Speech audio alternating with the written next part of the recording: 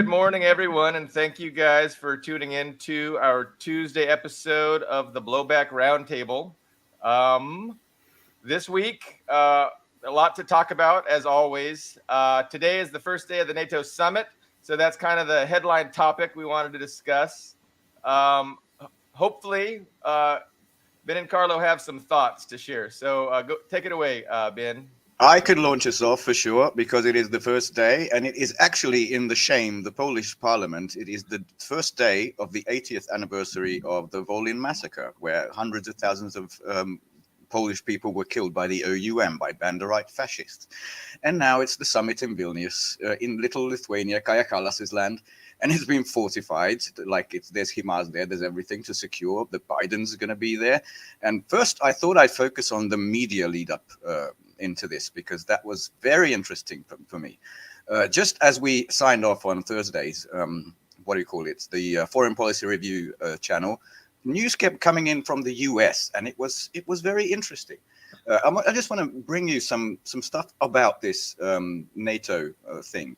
The British Guardian first said that the defeat of Ukraine would be a global disaster, so we have to admit it into NATO. The Washington Post published a very similar one. Only NATO membership can guarantee peace for Ukraine. So immediately two voices, UK and basically the political class in Washington, came out with this. But then Foreign Affairs, it's a big I guess not neocon, but big, that foreign policy people's magazine, very influential, did the opposite. They said, don't let Ukraine to NATO because the costs will far outweigh the benefits. And then I saw the Council on Foreign Relations, as well as CSIS, do a similar sort of balanced thing, saying, US needs to take the lead. NATO, I think the title was, NATO needs to evolve at the US's pace.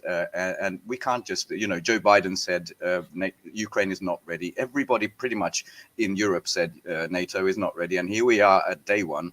And this morning I already saw Reuters article from Zelensky, because he didn't get a deadline. He didn't get a time frame for getting into NATO, and he never will get one. And he's already pissed off. He said it's absurd, because his country is, I guess, carrying all the weight while NATO does nothing. So that was the media blitz leading up to, I think, a big nothing burger, as well as a big NATO face reveal, which I thought was hilarious.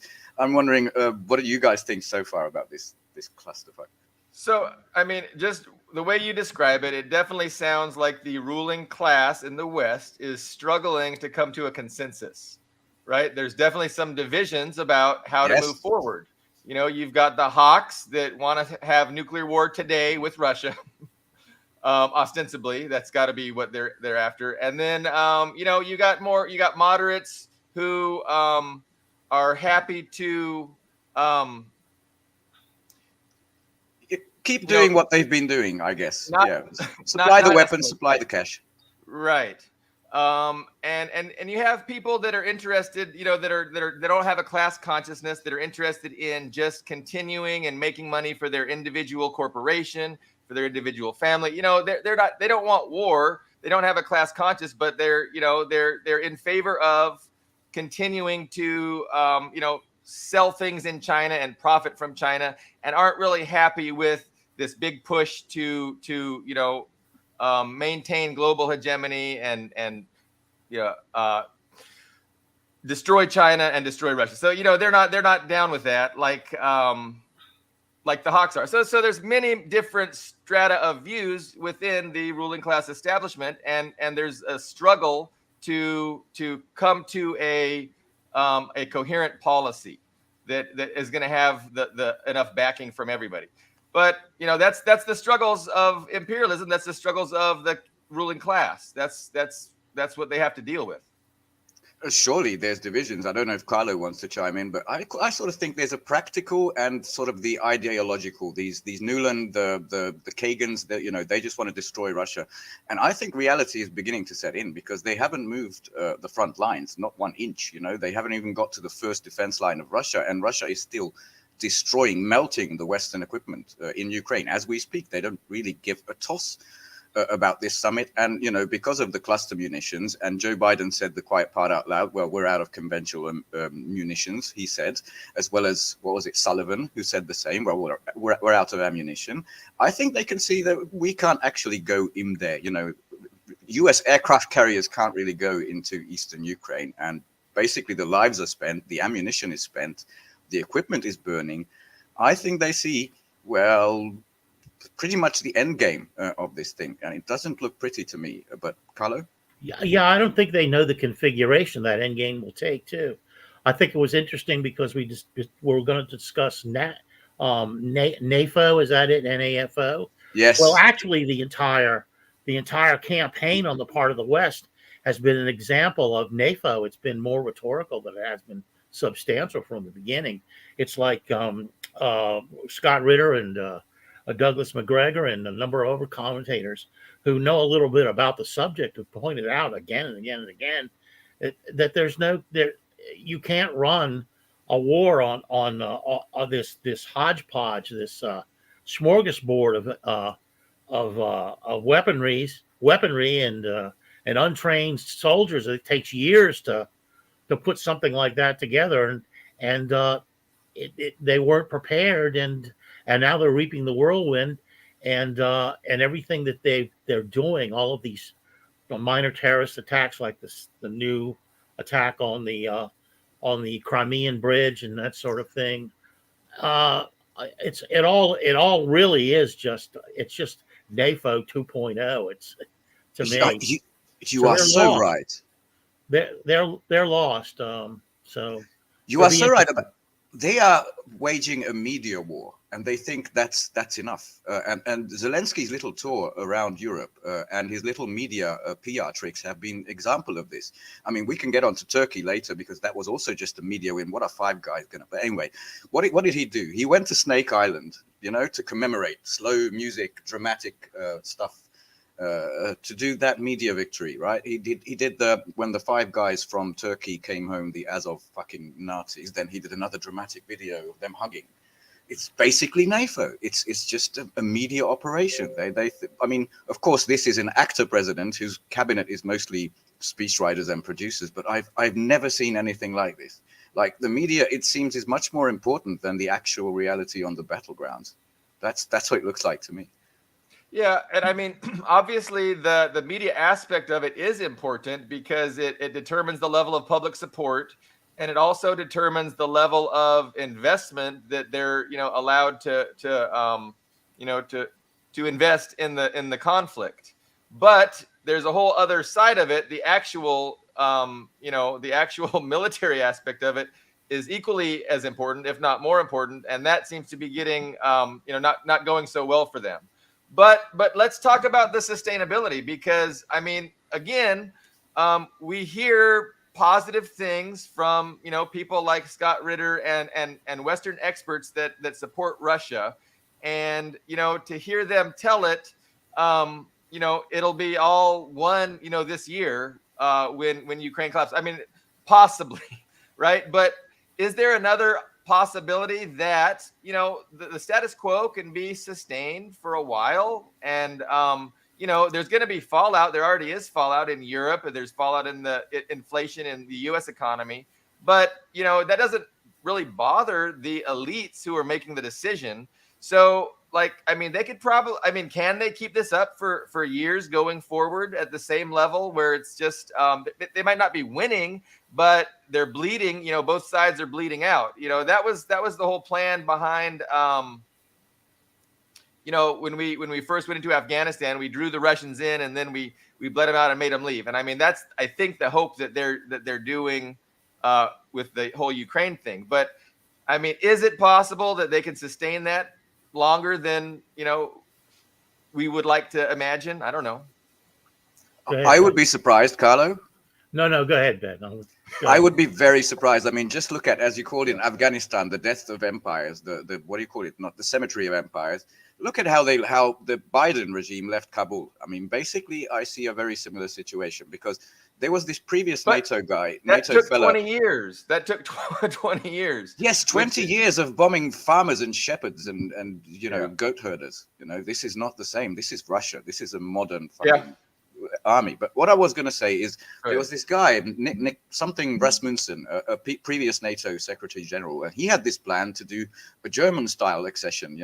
Bring the west of Ukraine into NATO and leave the rest out, because Germany divided between East and West first joined NATO as West Germany. And basically it already fell flat because, Jens Stoltenberg, after feverishly reported by magazines, negotiating with all the NATO allies, which is basically US, UK, Germany, and France. They have to agree on the details. He came up with this 3-point plan, which is a nothing burger. It was basically, we will continue what we've done, which is financial and military aid. I don't know how they're going to, ramp up manufacturing based on the absolute low numbers of European and US manufacturing, but they're going to do that. They're going to scrap the Ascension protocols, Ascension plan, or some other, and they're going to build this Ukraine NATO Council, which is basically what a meeting house. It doesn't matter. It's just symbolic. It's just not happening. The legal stuff is not happening. And, even if you look at Helsinki, Finland, where Biden is heading next after this stuff, they abandoned neutrality. But Sweden, why would Sweden matter? I have a friend of mine who does a lot of business in Sweden to this day. Goes back, he has business there, he has business in Hungary. There's islands there with more Jeeps and Humvees and US military gear than in Fort Benning. Sweden already it doesn't matter the label that we're in and we're going to celebrate. That's the media side of it. What matters is, and this is why I would count South Korea, Japan, even the Philippines to somewhat extent into NATO. It depends how much of a proxy, how occupied you are by the US, meaning elite capture, meaning just going along with everything the US says. Look at Germany, I'm not sure there's this symbolism on the screen. Sure, it matters. Look, NATO's expanding. I'm not sure at this point it matters a lot. But as what you said, that this thing can drag on for years. I remember Ian Kuma's comments that everybody is not that open about ammunition and all that, but it's the West who are complaining. Always the Western news complains, well, we're out of this, we're low on that. I don't know how we're going to catch up. I don't see it going past this year. But yeah, I mean, could it be a bluff that the when they say we're going to give the cluster bombs, while we ramp up production, this is going to be our stopgap. We're going to ramp up production. And don't worry, we'll get you, so it's impossible for us to know with any certainty, of course, the supply, the state of their munitions. If they start running out, obviously that's not going to be good for them. Like, you can't really fight a war without artillery. And if they do run out or run very low, then we could definitely see it wrapped up, this year by Russia. But what is it really that likely? We can only speculate. Carlo, you look like you had. Well, I was just going to say, does Russia really care how long it takes? I mean, Ben sent a very interesting list along about replacement times for the munitions that they run out of, and it was years. I tend to think there's some credence to that, especially knowing how the military-industrial complex works here in the United States. Is it if the money's not there, if they don't see the money, they don't do it. And they charge, the American people 7, 10, 20, 50 times what the value of the weaponry is. And then like the F-35, it doesn't even work. But $1 billion plane that doesn't fly. So but to get back to my initial point about the Russians, the longer this carries on, the more solidification they can bring to their position in Ukraine, the more they can build the institutions, rebuild the infrastructure, that sort of thing. And like we've seen already, I'm joking with my wife, but what did they take? It's like Mark Sloboda pointed out. The Ukrainians took a village that translates into 5 huts. Piatikatki, yes. Yeah, 5 huts. So they're it's why would Russia want to worry about that? They're not losing large numbers of troops, except possibly in a couple of hot spots where they're losing some troops, but still the ratio is 4-1, 7-1, and they're burning up, like Billy Bob pointed out. They're just burning up equipment. Ukraine NATO equipment. Yeah, So we have what's have the hurry? people Exactly. on the ground can attest that life in Moscow goes on as normal. Regis in Crimea, you don't even hardly even know there's a conflict going on if you don't watch the news. So yeah, they're managing this conflict very well, and they can, And they can keep going just like this for a while for sure. on that point, by the way, what Carlo referenced came out from the CSIS, the Center for Strategic and Something Studies. So it's a big, what do you call it, MIC publication, multi-page document. It was from 2 to 6 years to replenish all the ammunition they've already spent. So that was interesting. But on your point, I know it's not official news, it's not Reuters, but if you subscribe to, and if you're interested in this war, it's time to subscribe to some Telegram channels, guys, because this is a televised war. Get some Ukrainian and get some Russian Telegram channels, because you see daily videos of these strikes. You see daily massive surrenders from the Ukrainian side. Just, I want to go home, I don't want to die, we're going to just run over to the Russian side. It's not going well at all. So it's the first televised war in my life, even though 2001, Iraq, Afghanistan, you didn't have cell phones everywhere there. You just saw what the US camera showed you. Not this time. And that was where they practiced embedding, journalists with their own troops. So. Yeah, in the green zone, of course, in the nice saw hotels. Yeah. Now, one thing that of course, apparently the Ukrainians have been trying to retake the outskirts of Bakhmut again. And what surprised me was the fact that, not the fact, but the stated fact that there were 65,000 Ukrainian troops in that theater right now. Yeah. And those numbers seem fairly high to me. I mean, Scott Ritter puts the total number of Ukrainian troops available between 200,000 and 300,000, which is still a considerable number. So I think the I hate to use this phrase, the meat grinder formula still has some value to it, because if you've got that many forces, on the ground operating, there's still a ways to go. Now, of course, at that point, 200 300,000, the Russians now have the advantage in troop strength.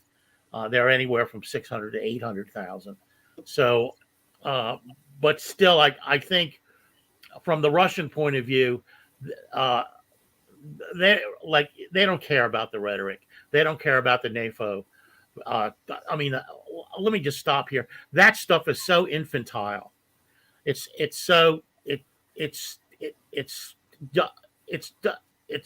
disgraceful, actually, that in a context of a war where people are dying, that there are grown-up human beings, apparently, or maybe 3-year-olds are running it. I don't know. Technically, well, you've seen the pictures. You've seen these people in real life. Jesus Christ. Technically advanced 3-year-olds. It's a disgrace, and it's just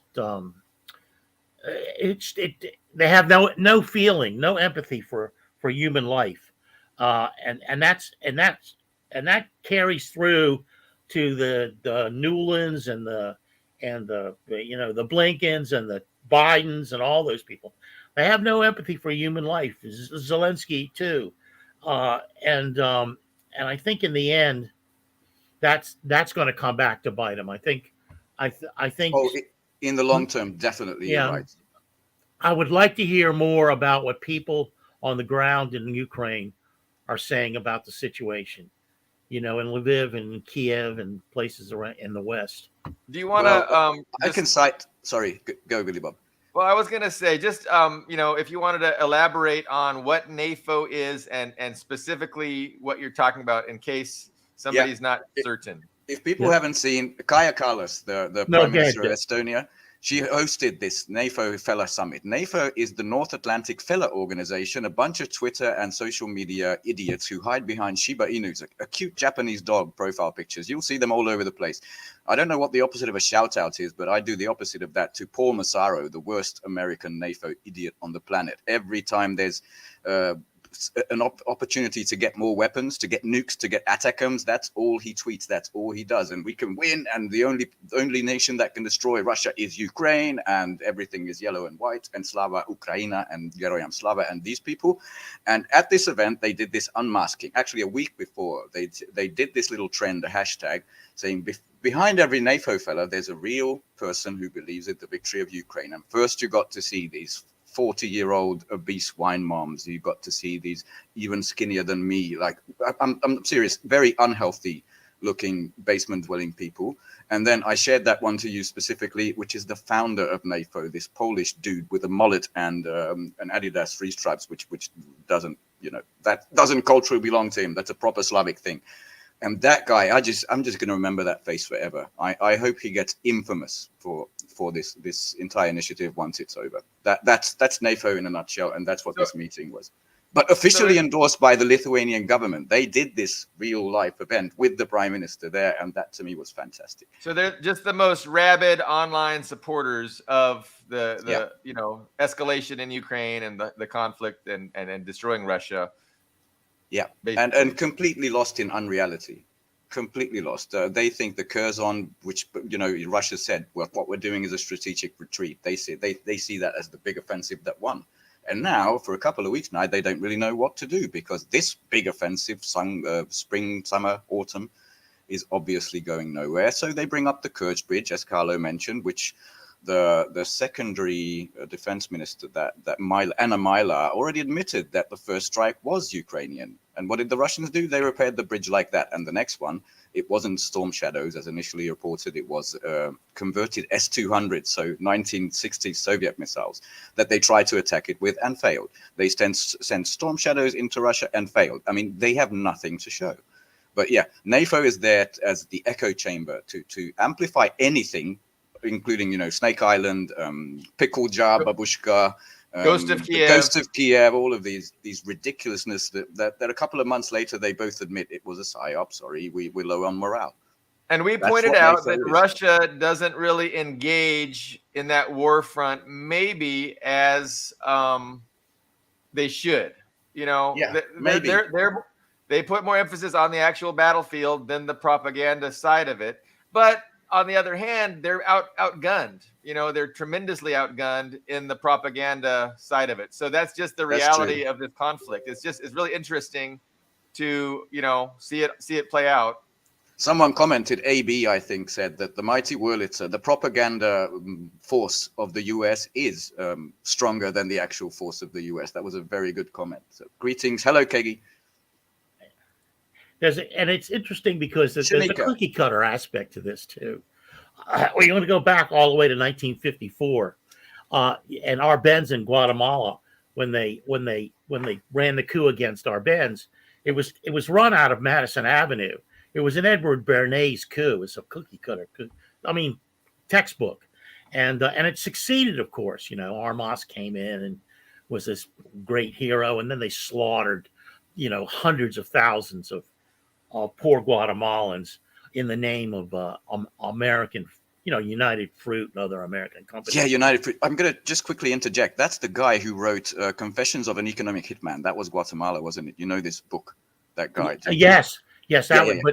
But Bernays wrote Propaganda in 1928, which is the textbook.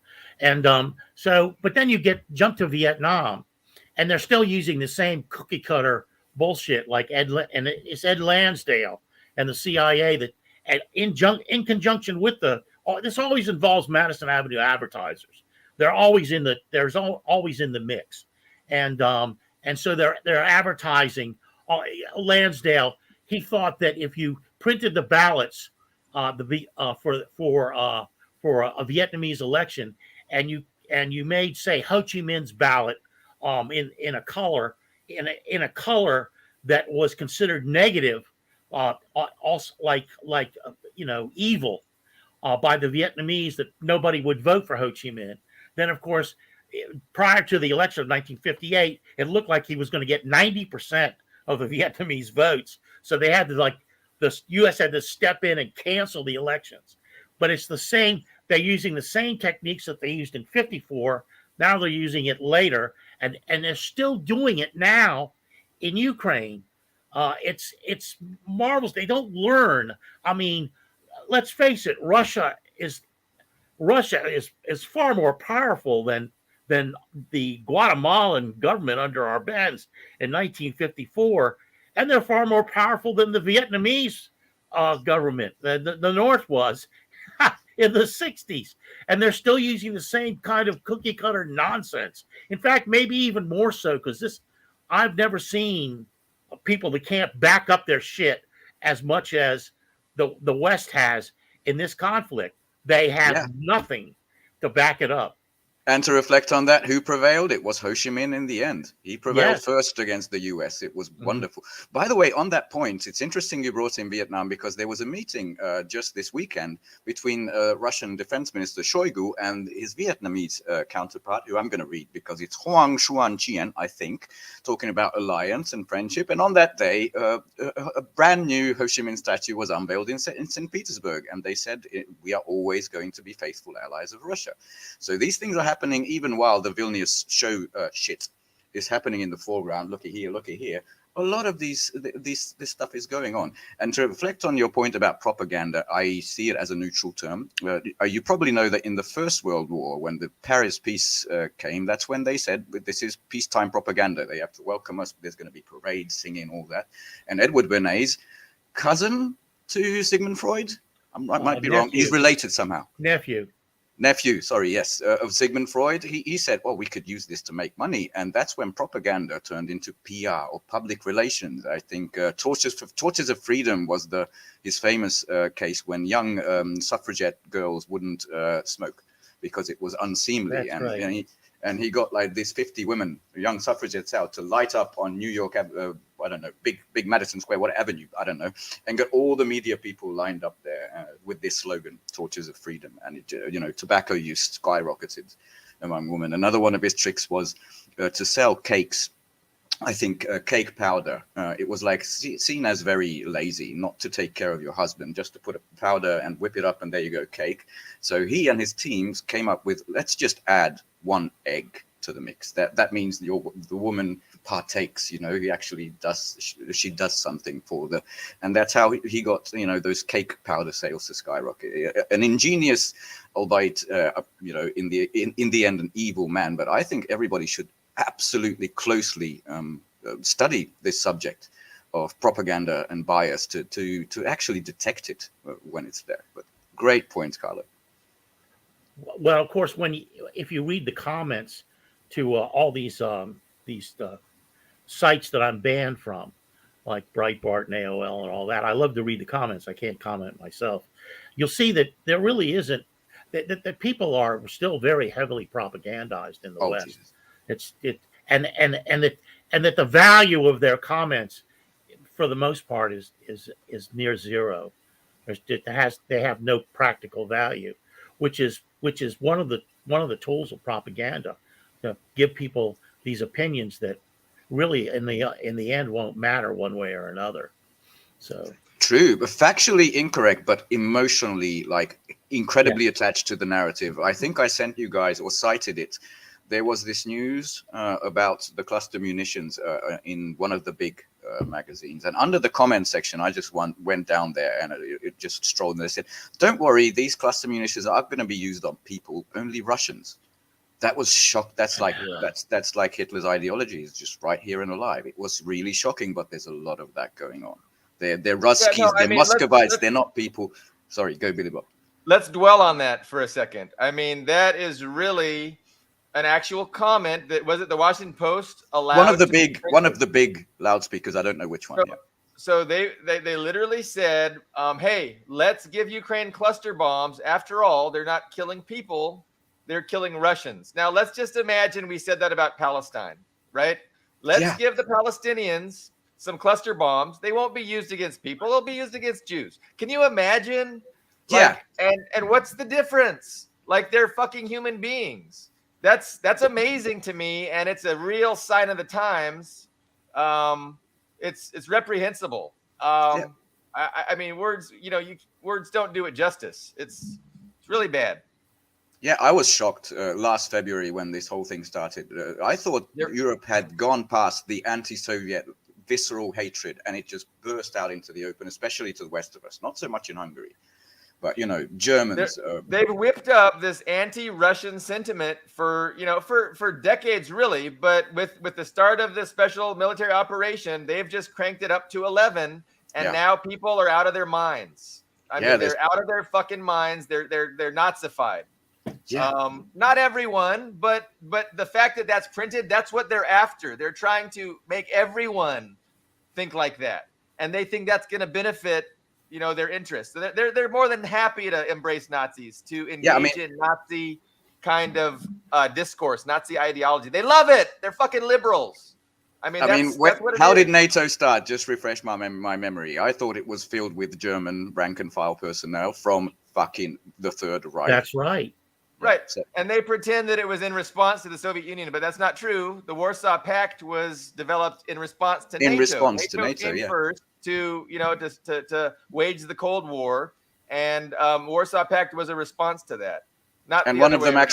One of those actually protected us. I'm speaking from a former Warsaw Pact country in Hungary. We were relaxed. We actually had these joint military drills, and we weren't bothered until the Soviet Union collapsed. But yeah. And Reinhard Gehlen too, in Operation Paperclip. I said something last week that I thought about a little bit, and I regretted that the people who were the immigrants coming to this country were the worst people in their original countries that were coming. And what I meant to say was, now there's a certain amount of materialism that appeals to certain people. They see the United States as the opportunity to exploit that materialism, to own a car or a nice house. But the people I was thinking about were people like the OUN, the Organization of Ukrainian Nazis, that were brought over and now live 10 miles from Scott Ritter's house. Or Van Pao, who was part of the Golden Triangle opium trade, who spent his formative years near Billy Bob in Orange County. Or Luis Posada Carriles, who bombed a civilian Cuban airliner, killing 73 people, everyone aboard, who found a wonderful home playing dominoes with his asshole friends in Miami.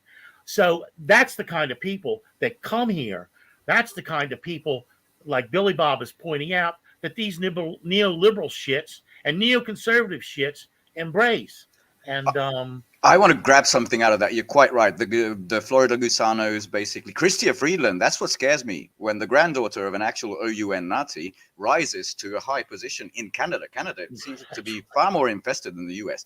So on this point of these, I have something good to share. We call them Gilistas, the same as Gusanos and earthworms. The people who fled Hungary in either 1949, when the revolution was complete and we had a proper socialist government transformed the country, or 1956, which they called the failed revolution. We don't like them, and they don't like Hungary, which has abandoned socialism, but they still don't like it. And I think a lot of the oligarchs who left Russia are the same. They just hate Russia, and Russia hates them. And that is a healthy thing for a nation. So even among rich and poor friends in Hungary, if we talk about these expats who came back with a little accent, acting all sophisticated in dirty little Hungary, we fucking hate their guts and they hate us, and that's a good thing. Yeah, Carlo brought up a good point. I mean, so you have the collaborators with the Shah of Iran, in Los Angeles. Miami has the collaborators that were anti-Fidel. There's a whole bunch of anti-Vietnamese collaborators that came over and fled after Ho Chi Minh won, the revolution there.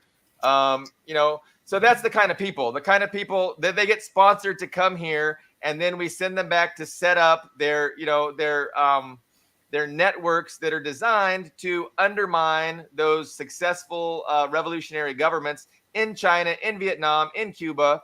And I mean, so for sure, that's if you meet somebody from one of those countries in the United States, the chances are they have a negative attitude towards that country because they're probably related to collaborators that worked for and with the U.S. to keep that revolution from succeeding. But luckily they succeeded nevertheless in all those countries.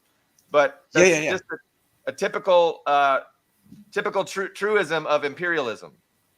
Yeah, I mean, I don't watch many US TV series, but when I watch some, there's always a Park or a Hyung or something. And there's a South Korean character with a South Korean actor, and recently there's always an Arab actor. I don't know if you've noticed this in the last 10 years, because those are the guys who came up from the newest war zones, going to become an actor in Hollywood.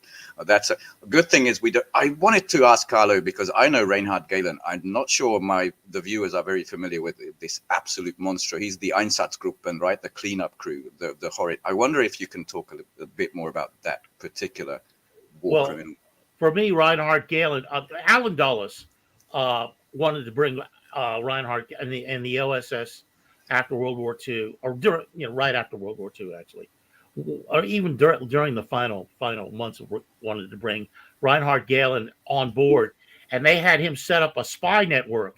And what I think is really central to what's going on now is the huge part of that spy network was to bring down the Soviet Union, to tear it apart.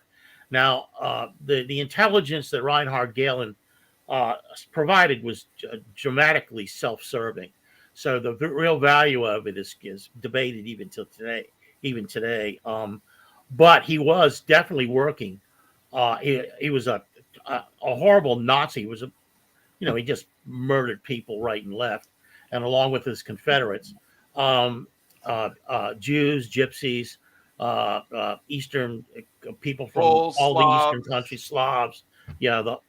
But crippled people. Yeah. That's essentially That's essentially So Operation Paperclip was the U.S. operation to take all the Nazi intelligentsia and put them to work for the U.S., for the West, against the new enemy, which was going to be our erstwhile ally of the Soviet Union. Immediately in 1945, on the eve of victory, they began this.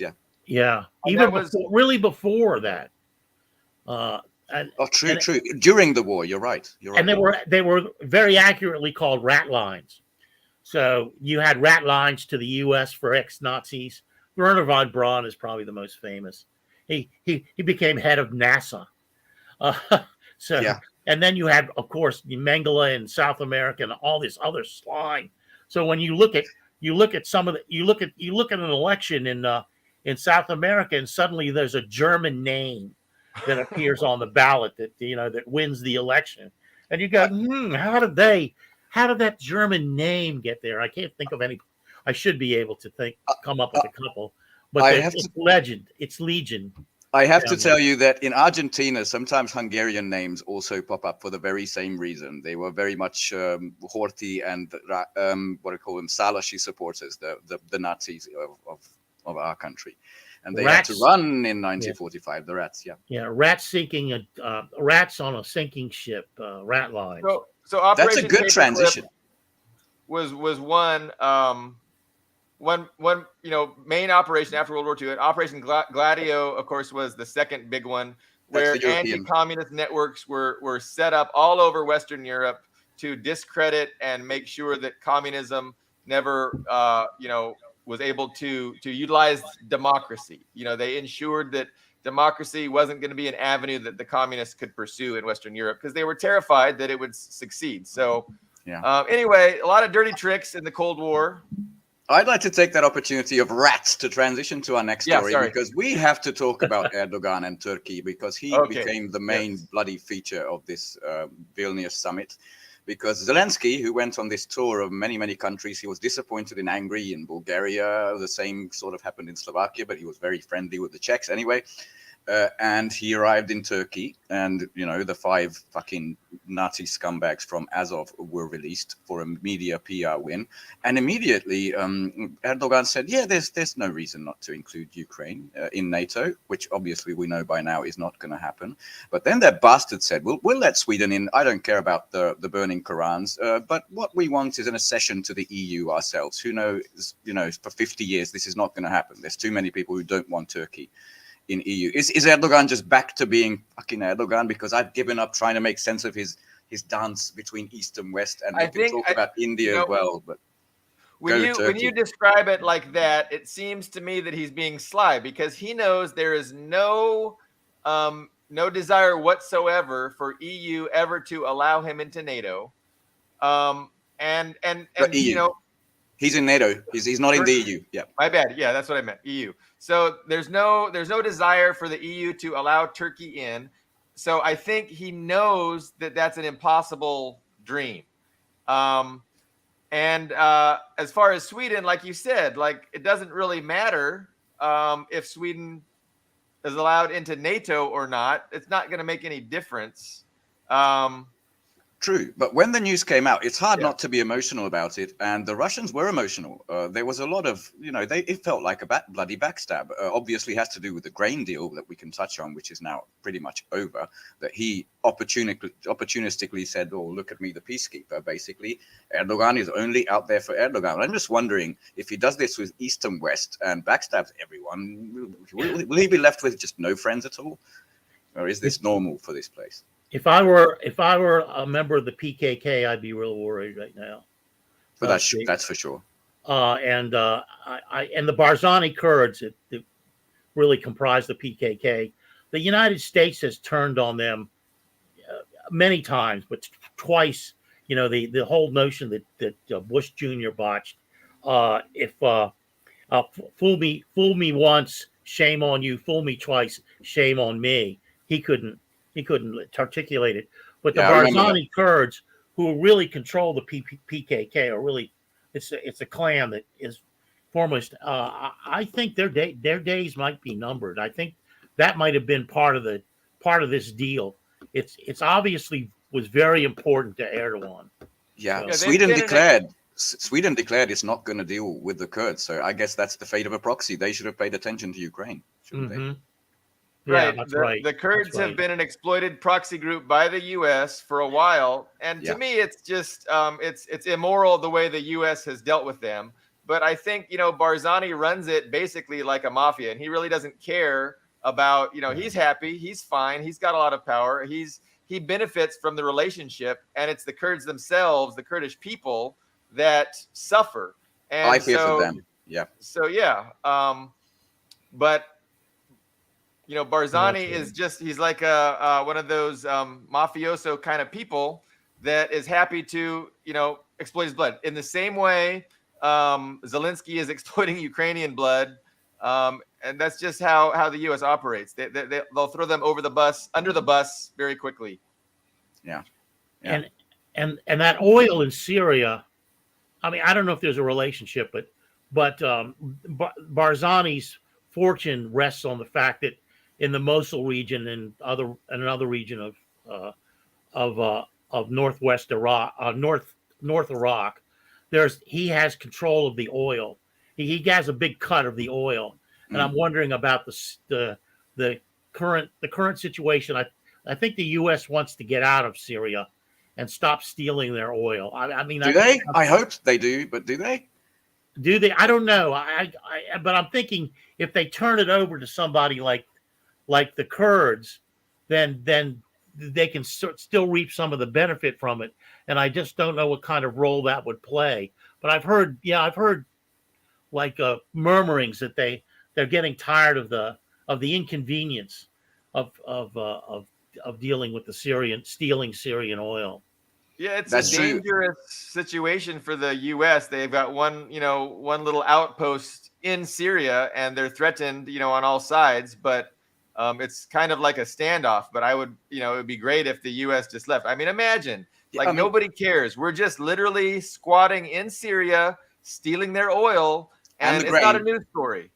And the grain, that is the fertile and rich land. And the occupied territory, that little outpost, as you said, is larger than the occupied areas of Ukraine right now. In Syria, the U.S. occupied territories with the oil and the grain. How is there just a total media silence? Like how easy would it be to whip up outrage in the U.S. public and have them demand that the U.S. withdraw there and stop destroying Syria, stop stealing their oil and their wheat? And I mean, it's just, it goes to show that, what we don't have a free press. We don't have a democracy. Oh, no. It's that's why a lot of people like us started doing what we do, because it's become so surreal. The media spin, it's just so far removed from reality. Is there any other aspect to Erdogan's behavior that would just, So explain I it? would just say that I am not certain that the Russian government views what he's doing as badly as the way it looks and may look to many of us viewers. I Well, think there might be a wink, wink, nod, nod, and there might be a bigger understanding behind the scenes that we're not really appreciating. I hope. two details to this story. One is that within hours, Sergei Lavrov went on the phone with, I think it was Kavlisoglu or the new, what do you call it, foreign minister of Turkey. And it looks like, it's like, that's the readout. So it looks like a bit of a dress down. I'm not sure what happened. We don't have access to that. And the second one is basically there's an agreement that Turkey will now get F-16s. And that's an important detail. So I guess dancing the dance. But, he shot down a Russian MiG fighter jet and still managed to regain relations with Russia. Sorry about that. The notification sound. So I think he can still maintain, ties to both. I'm not sure. He's the largest NATO standing army after now not after Ukraine, now before Ukraine. Yeah, no, he is the ultimate fence sitter, fence rider. He's got a foot in each. Yeah, how can you rely on someone like that? Yeah, you don't want to put all your eggs in his basket for sure. But he's a wild card, and we prefer somebody that doesn't ride the fence as much as he does. But he's the reality that that. Yeah, we'll see. I guess it might clear up. But from Russia, a real friend, it got the grain deal. It got the still active, planned of a gas hub in his region to the Europeans, and in return, just backstab them. I mean, again, try not to be emotional. It will clear up soon. But I like the fence analogy because he's got the biggest gate in the region to the Black Sea, so that's true. He can open and close it. So he's got some serious power here. Yeah, and in a he's way, in a very important region. Yeah, he gave Russia a justification for reneging. Russia already had a lot of justification for ending the grain deal. But how he violated the deal with the prisoners really opened the door for Russia to end the grain deal. And now that today they bombed Odessa, the Odessa port, which I think was a first time. So the grain deal got canceled, and now Russia bombed the Odessa port this morning or something very, very recently. Yeah, a couple of months ago. I think. They're not unprecedented. They sank the last Ukrainian, I don't know if it's a warship, some kind of little frigate or something. They did, yeah, that's true. Yeah.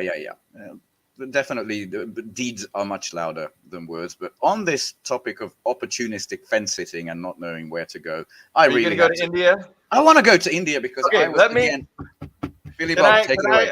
Set that up a little bit.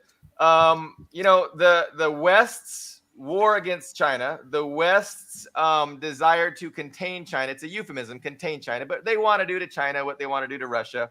They want to regime change, balkanize, and steal all the labor markets, etc., from China. And the primary strategy for that includes India. So you have all these Western corporations in China investing heavily, and they've invested tremendously. And it's really been good for China, but it's been really good for individual Western corporations. They've all made a lot of money in China, and a lot of them aren't too happy about the idea of leaving China and leaving all that money on the table. So China is very enticing for your average capitalist corporation. So the strategy, the Western strategy, is to create India, get India on the side of the West, and allow all these Western corporations to move from India to China. I got that backwards. From China to India. So that's the big overarching goal and plan of the Western imperialists vis-a-vis China. And so they have in place in India, they have some leadership that they're hoping they can work with in that regard. And from my perspective, I'm pretty surprised that India has been so fence sitting, like they're not more in the Western camp. I really thought they would be more in the Western camp than they've been since the start of the special military operation, even though the SMO involves Russia and not China. And India does have strong ties with Russia historically. But so talk about Modi if you can, Ben, and I don't know. Yeah, I don't know if Erdogan or Modi is the bigger dancer in this event, but it really shocked me that just as we heard a lot about the upcoming, I think, August BRICS summit in South Africa, where Russia has officially announced there will be a new BRICS currency backed by gold, everything, we're going to use it. It's not going to be you and me buying cigarettes, or, a Coke. It's going to be transactions between the BRICS nations. Basically, we want coal in a big lump sum, then that's what they're going to do, use this currency. It's not an immediate threat, especially according to Yellen, who went on this begging trip to China, not immediate threat to the US dollar's hegemony, but it's a huge alternative. And then a second foreign minister who I really respect and loved his performance for over a year is India's Jaishankar. He came out and said, no, there is no BRICS currency plan. And then India officially said, we are not taking part in this currency. And I was like, what the hell? And on the eve of the Vilnius summit, his little son, who I researched, something, I'm going to check it out. He is called Dhruva Jaishankar. I hope he got that right. He wrote in Hindustan Times how NATO can help Delhi anchor the Indo-Pacific, and he lives in the US. He's part of all the neocon gangs, including the Brookings Institutions, Lowy, the German Marshall Fund, etc. So that looks like elite capture to me, and it's just so disappointing because now there's the foreign minister of India. Yeah, and at the same time, according to ahead, Nikkei, the Japanese magazine, the US now plans a new logistics hub, basically US Navy logistics hub in India. So the ships are coming from the US. So it's just becoming fully entrenched with the Western style. At least that's what it looks like on the surface. Because, well, as you mentioned, the chip side of things, where Foxconn, which is a Taiwanese company, not PRC company. It's important to know because everybody remembers them from the 2000s with the, the suicide nets. Yeah, they make most of the Apple gadgets to this day, very high tech. They canceled a big 20 million plant in India but they gave no reason for it. And at the same time, there was this 2.7 billion as opposed to the Foxconn plant would have been 20 billion.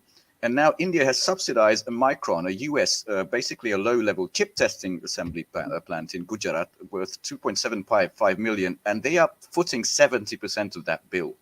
They are paying for that tiny little. It's going to be about 2,000 workers, is what I read.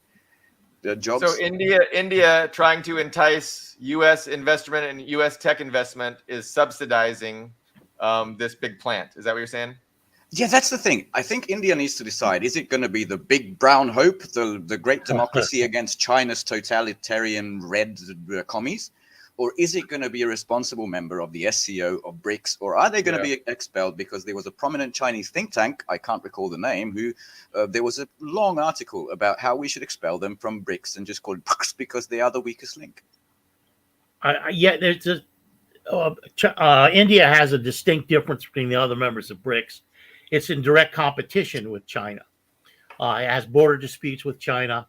If you watch Indian news like I do with a big grain of salt. Oh, a lot of China hatred. Yeah. Yeah. Every chance they can get, China has too many small dogs. Whatever. Debt trap diplomacy. They're drinking blood. Your economy's failing.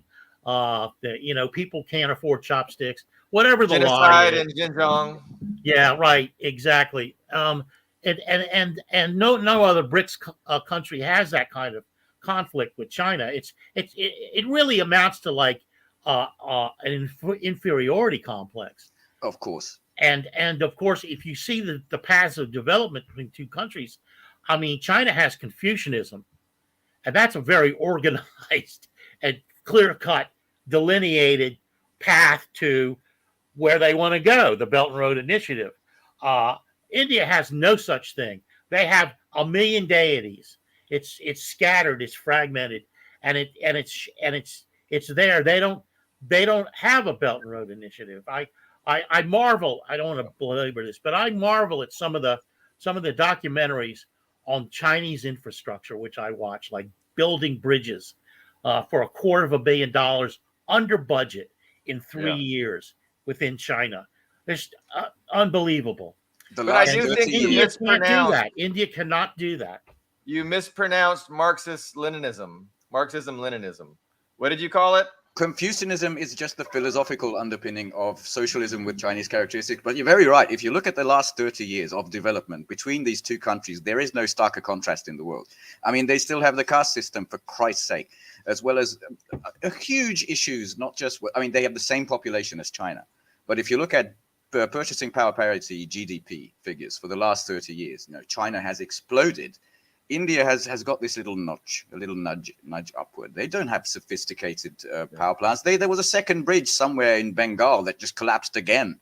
It was something I saw a couple of weeks ago. If you do a side-by-side comparison of India and China, their development, their current level of prosperity, it's not even close. I mean, China is way bigger, and they're growing like 6 times faster.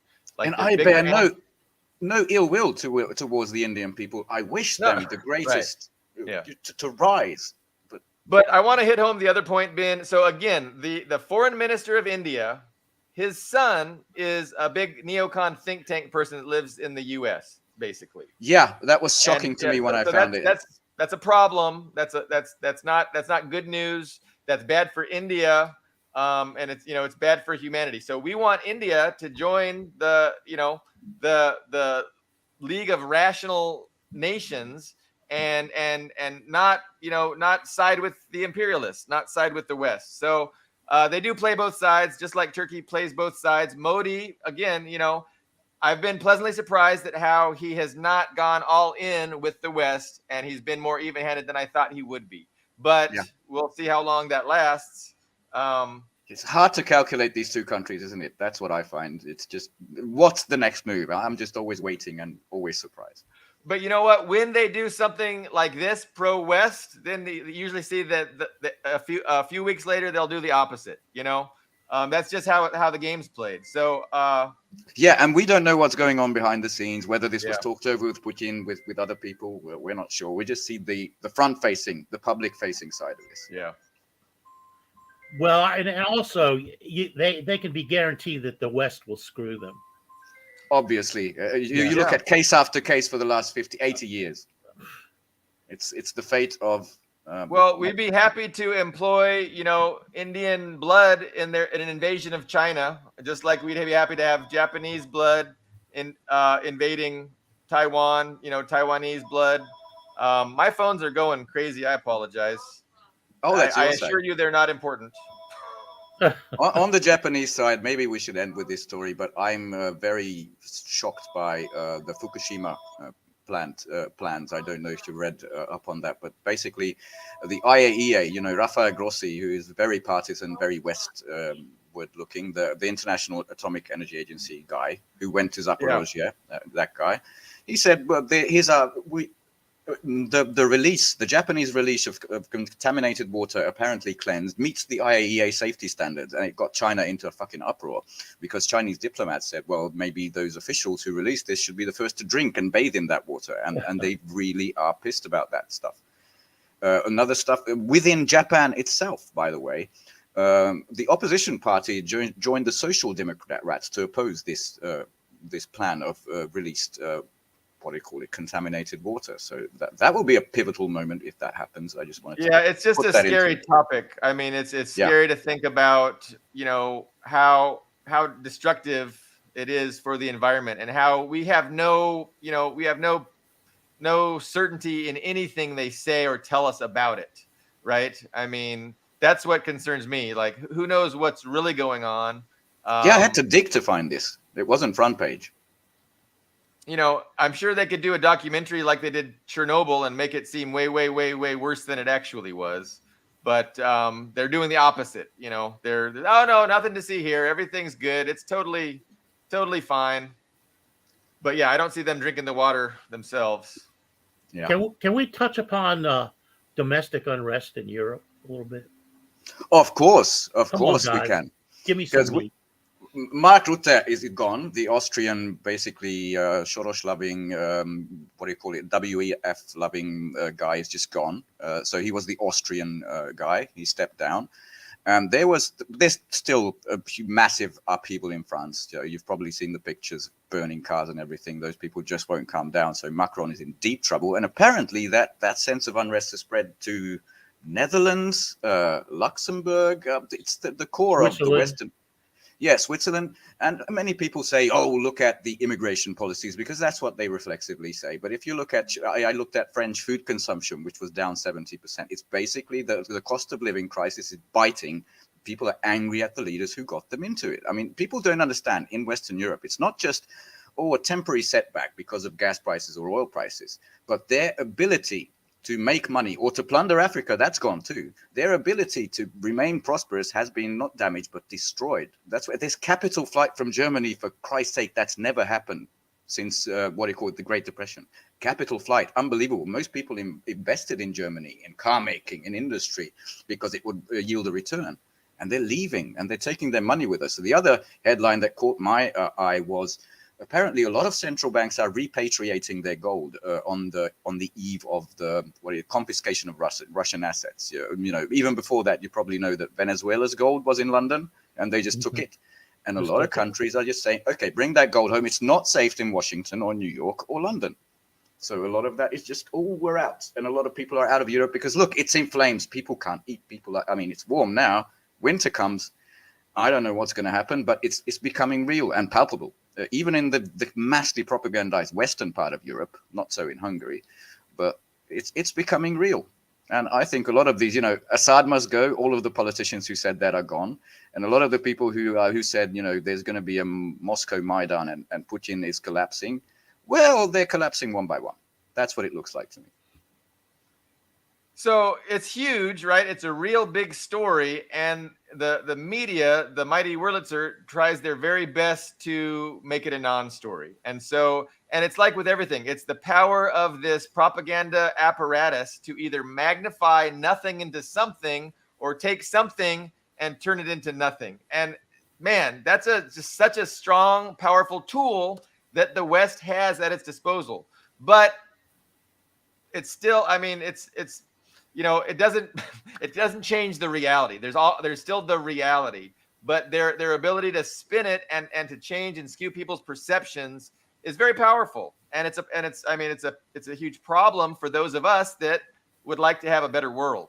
That's kind of the theme of the show, isn't it? Winning the media war while losing the real one, basically.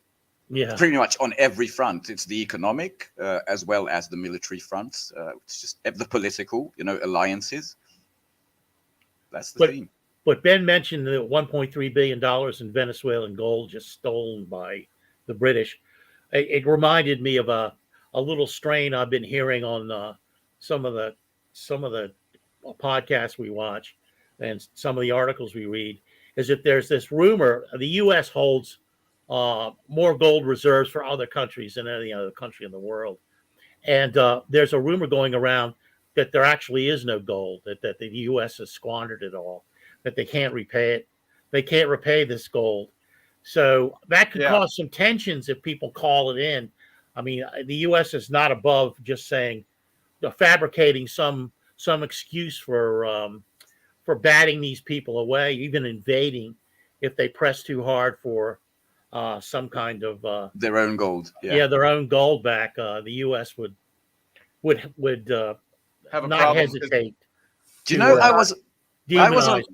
I was on the eastern side of the Iron Curtain as a kid, and even back then I heard these I called them legends, but Fort Knox is actually empty. I heard that like 40 years ago. Yeah, the libertarians have been saying that. LaRouche has been saying that, I think, since before grade.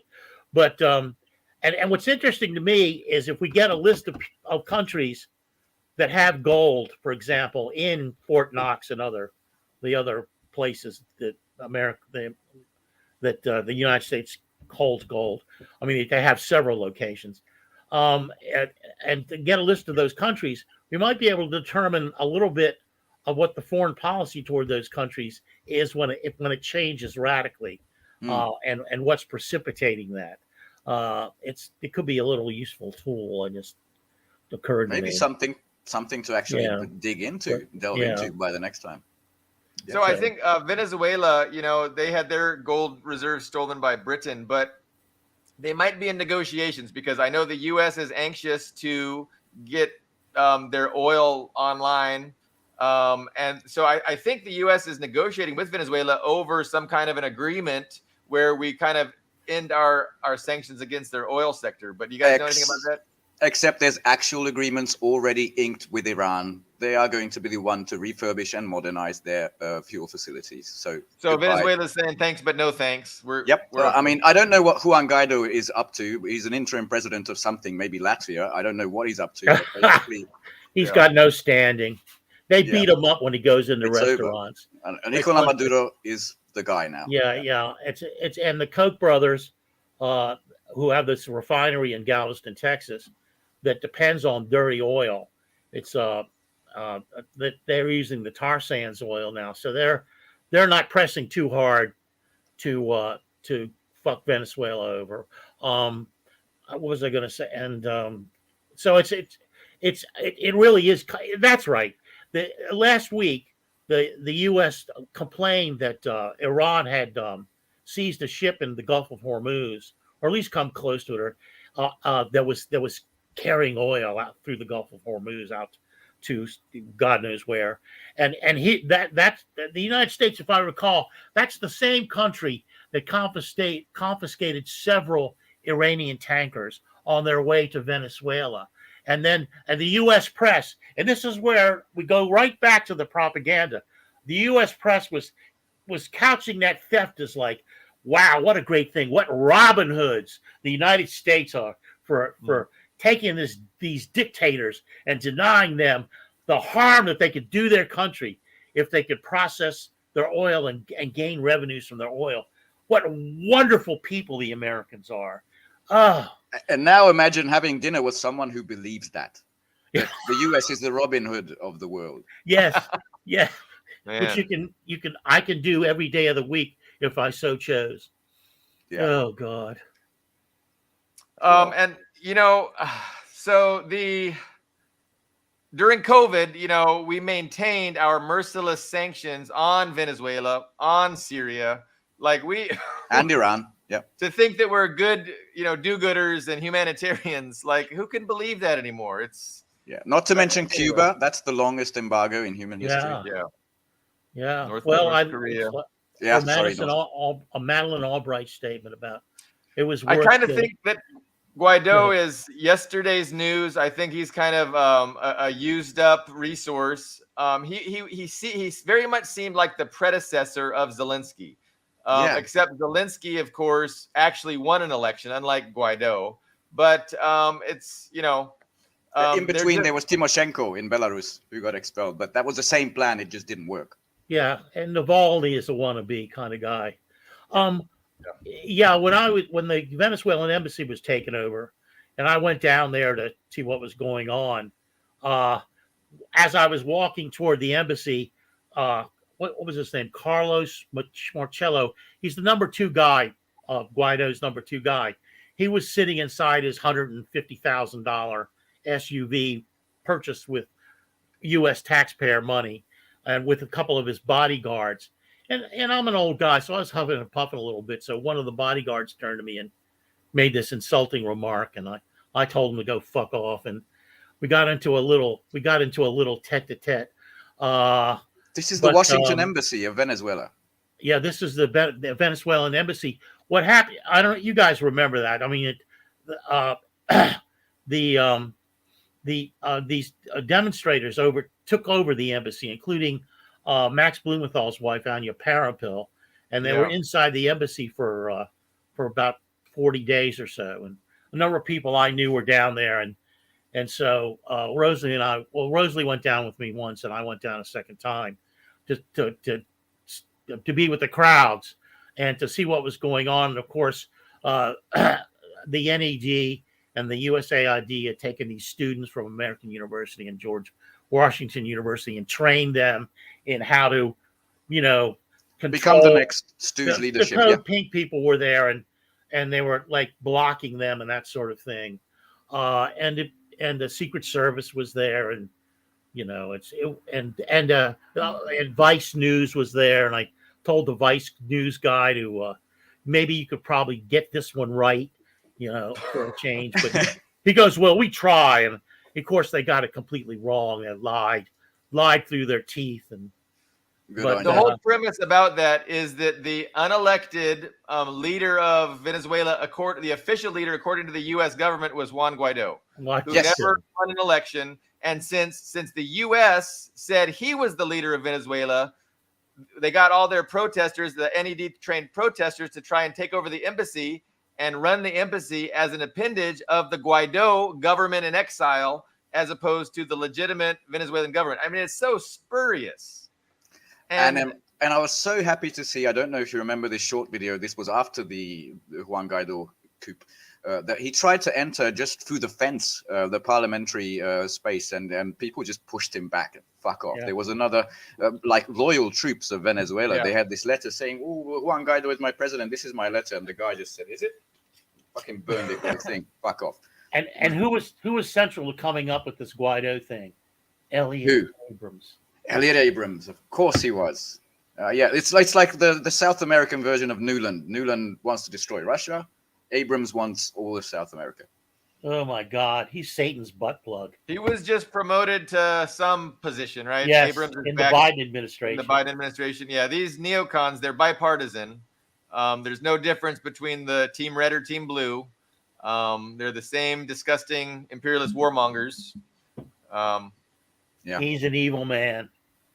Yeah, He's I'd It say murdered goes more back to the children in dirty wars Central in America Central than and anyone South could count. America. Yeah. Yeah, Blowtorch Bob, the murder of the nuns, the cocaine. Iran Contra.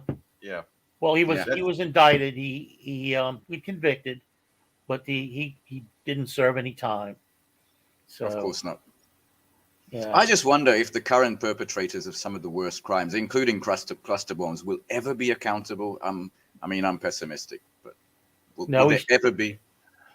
We could have Christopher Black back on, and He would be wonderful. Yeah. All right, to wrap up, Accountability. That's a pipe I think he dream. would just laugh, but go ahead. Yeah, change maybe, accountability no. So I have hope that we can make have some positive change on the planet, some Me too. multipolarism. But as for accountability, I think that's decades, maybe generations. See, we have some reality now. Russia is wiping up Ukraine, and that is a reality. And NATO, but And 40 NATO, countries. and EU and China and their Belt and Road Initiative is wiping up the world economy. BRICS is wiping up the world economy, even with India being the weak link. And Yes, there's been some talk of making India leave, but there's 19 or 40 other countries now that would like to join BRICS. yeah, it's 40 France now. has expressed a desire to join BRICS. So The trend is real. positive. You're right. The trend is absolutely positive. Even though with growing pains and difficulties, the trend is absolutely positive. Yes. I think we've made a difference here on this program because I just heard Carlo expressing optimism. That's true. That is I true. think- And we didn't I think have an that's a Indie alert great- today. I was going to say that's a great note to end on, but I don't want to rush everybody off. We don't have any hard stops on our program, but I do appreciate Carlo articulating that optimistic view. Me too. And it's absolutely right, Carlo. You are absolutely right. There's tremendous reason for optimism. Maybe not accountability yet, but some optimism. I applaud that as well because Carlo has the Ninja alert. He's usually very, he's the negative blow up guy, which I absolutely love your blow ups. But that was wonderful. I'd like to end on a note that people really should, study maps before becoming a proxy because Lithuania, where Vilnius is, just look at the size of that fucking place. And now they have a new Indo-Pacific strategy. Watch out, Xi Jinping. Lithuania is coming. And these little fucking, what do you call them? Political gnomes is what Lavrov called them, or Medvedev. I think it was Medvedev. But these little chihuahuas, someone needs to put this place in order. If it's Russia, I'm down. But Latvia started arresting and fining people who not only just celebrated in social media posts Victory Day, the 9th of May, victory over fascism, 1945, hello, but even people who liked such posts. They're rewriting history, these little Chihuahua gnomes. That's what I wanted to end on. Sorry to bring back some negativity, but I'm pissed at these idiots from Poland and the three little Chihuahua what do you call it, satellites. Let me just thank everybody for viewing. It's a little disconcerting for me to watch our live viewership numbers go up and down, and it's a little bit distracting. I got to figure out how to turn that number off. But we do definitely have a few people who are watching live, and we really appreciate your viewership. We're here every Tuesday and Thursday. Thursday, we're on a different platform, the Foreign Policy Review. Okay, I'm just going to go ahead and end on that note. Thanks everybody for watching. Thanks.